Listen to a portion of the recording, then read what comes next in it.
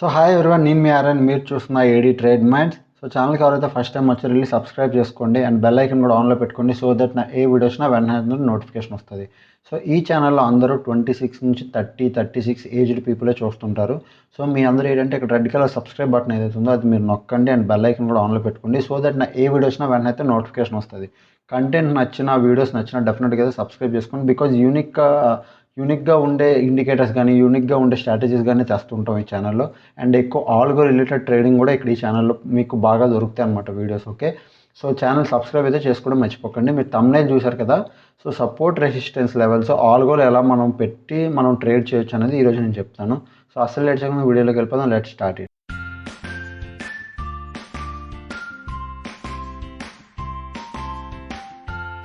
So ఇప్పుడు మనం వీడియోలోకి వచ్చేస్తాం. వీడియోలోకి వచ్చే ముందు మనం జెరోదాలోకి వెళ్ళిపోతాం. జెరోదా ప్లాట్ఫామ్ ఎవరైతే వాడతారో జెరోదా కానీ అప్స్టాక్స్ కానీ ఏంజల్ బ్రోక్ కానీ ఏది వాడినా మీరు ఓకే.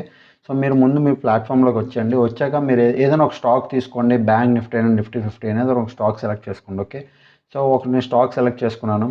ఇప్పుడు స్టాక్ సెలెక్ట్ చేసుకున్నాక ఇండికేటర్స్లోకి రండి. ఇండికేటర్స్లోకి వచ్చాక సపోర్ట్ అండ్ రెసిస్టెన్స్ అంటే మనం మాన్యువల్గా పెట్టుకుంటాం. అది కాకుండా పివట్ పాయింట్స్ అని ఉంటుంది, అది మీరు పెట్టుకోండి, బాగా వర్క్ అవుతుంది. ఓకే, సో పివట్ పాయింట్స్ అంటే support and resistance type, maximum support and రెసిస్టెన్సే. సో అది కాకుండా మనం మాన్యువల్గా పెట్టుకునేవి మనం ఎంట్రీ తీసుకోవాలని చూపిస్తాం చూడండి. ఇప్పుడు మనం హారిజంటల్గా ఇక్కడ ఇది ఒక రెసిస్టెన్స్, ఇది ఒక సపోర్ట్ కింద పెట్టుకుంటే అది మనం ఆల్గోలో ఎంటర్ చేయలేం అనమాట. ఓకే, సో మనకేం కావాలంటే ఆల్గో సపోర్ట్ రెసిస్టెన్స్ కావాలి. సో ఆల్గో ఏ సపోర్ట్ రెసిస్టెన్స్ని అయితే తీసుకోగలదో అది మనకు కావాలి. సో మనం ఇండికేటర్స్లోకి రండి. మీరు ఇండికేటర్స్లోకి వచ్చి పివట్ పాయింట్స్ అని కొట్టండి. సో పివట్ పాయింట్ స్టాండర్డ్స్ అని ఉంది చూసారా, దీని మీద క్లిక్ చేస్తే మొత్తం పివట్ పాయింట్స్ వస్తాయంటే సపోర్ట్ అండ్ రెసిస్టెన్స్ అనమాట ఇది. ఓకే, R1 R2 అంటే resistance 1, resistance 2, resistance 3, resistance 4, resistance 5 అని అలాగా సపోర్ట్ అండ్ రెసిస్టెన్స్లు అన్నీ వస్తాయి. ఓకే, సో మనకి చాలా ఎక్కువ ఉన్నాయి సపోర్ట్ అండ్ రెసిస్టెన్స్లు. మినిమం 5 రెసిస్టెన్స్లు 5 సపోర్ట్లు అంటే చాలా ఎక్కువ. మనకు అన్నీ వద్దు. మనకి మీరు స్టైల్లోకి రండి. స్టైల్లోకి వచ్చాక చూడండి సపోర్ట్ 1 and 2 రెసిస్టెన్స్. సో మనకి ఏమంటే మనకి మ్యాక్సిమం 2 కావాలి, 2 or 3. సో నేను జస్ట్ 2 పెట్టుకుంటున్నాను అంతే. Support resistance 1 and 2, support resistance 1 and 2. Okay, so ఇట్లా 2 పెట్టుకున్నాక మనం ఇక్కడ సింపుల్గా ఎంట్రీ అంటే టార్గెట్ స్టాప్ లాస్ ఈజీ పెట్టుకోవచ్చు అనమాట. ఓకే, ఎలాగో చెప్తాను చూడండి. ఇప్పుడు మనం ఏం చేయాలంటే మనకి సింపుల్ లాజిక్లో ఒకటి ఉంది. ఏంటంటే చూడండి, ఇప్పుడు బై సైడ్ అయినా సెల్ సైడ్ అయినా ఎంట్రీ ఈజీగా తీసుకోవచ్చు. లైక్ ఎగ్జాంపుల్ సపోర్ట్ 1 ఉంది. సపోర్ట్ 1 బ్రేక్ చేయగానే ఎంట్రీ తీసుకుందాం. ఓకే, సపోర్ట్ 1 బ్రేక్ చేయగానే ఎంట్రీ తీసుకుంటాం. సపోర్ట్ 2 వరకు టార్గెట్ పెట్టుకోవచ్చు, 3 వరకు పెట్టుకోవచ్చు, 4 వరకు పెట్టుకోవచ్చు. Okay, so as it is support 1 అంటే చూడండి, సపోర్ట్ 1 అంటే డౌన్ సైడ్. ఓకే, ఇప్పుడు రెసిస్టెన్స్ 1 బ్రేక్ చేసింది అనుకో, దాని అప్ సైడ్ అప్ సైడ్ మనం ట్రేడ్ తీసుకుంటాం అనమాట. రెసిస్టెన్స్ 1 బ్రేక్ చేస్తే అప్ సైడ్ 2 వరకు మనం టార్గెట్ పెట్టుకోవచ్చు, లేదా 3 వరకు పెట్టుకోవచ్చు.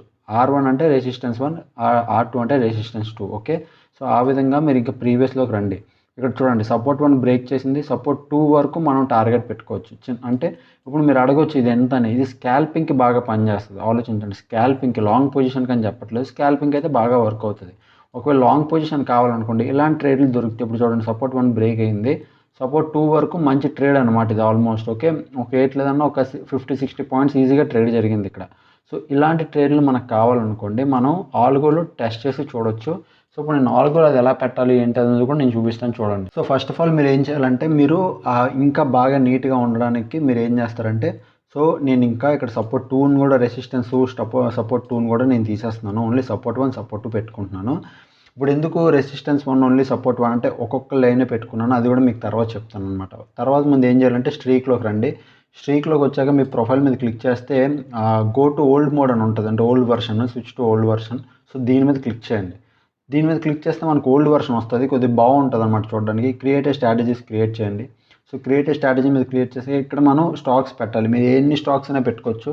నేను ఒక 4-5 స్టాకులు పెట్టి మీకు కలుస్తాను. సో ఇక్కడ మీరు చూస్తే నేను 4-5 స్టాకులు పెట్టాను. రిలయన్స్, HTL టెక్, SBI అన్న, బజాజ్ ఫైనాన్స్, ఇవి 4 పెట్టాను అనమాట. ఓకే, మనం ఎన్ని మినిట్స్ టైం ఫ్రేమ్ పెడతాం అంటే 3 minutes పెట్టుకోండి, 5 minutes పెట్టుకోండి. నేను 3 minutes టైం ఫ్రేమ్ మీద మీకు చేసి చూపిస్తాను. ఓకే, మనకు బై అండ్ సెల్ సిగ్నల్స్ కావాలి. సో మనకి ఈవెన్ 5 minutesలో కూడా పెట్టుకోవచ్చు. సో 5 minutes అయినా 3 minutes అయినా డిపెండ్స్ ఆన్ మీ మీద, మీ ఏ టైం ఫ్రేమ్ మీకు బాగా వర్కౌట్ అయితే అది మీరు పెట్టుకోండి. ఓకే, సో నేను బై సిగ్నల్ పెట్టుకుంటున్నాను.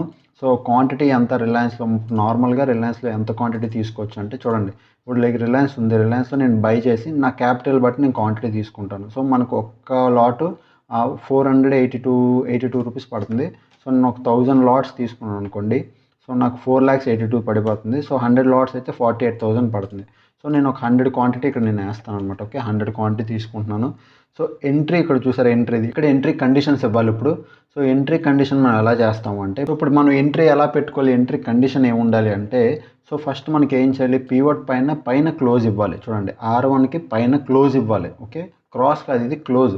సో పైన క్లోజ్ ఇస్తే మనం ఎంట్రీ తీసుకుంటాం. సో ఇక్కడ మనం ఏం చేయాలంటే, సో క్లోజ్ అని ఫస్ట్ క్లోజ్ అని పెట్టుకోండి. Okay, close higher then. Okay, higher then ఏటి ఓపెన్ ఇది చూసారా, దీనికి తీసేసి పీవట్ పాయింట్స్ మనకు కావాలి.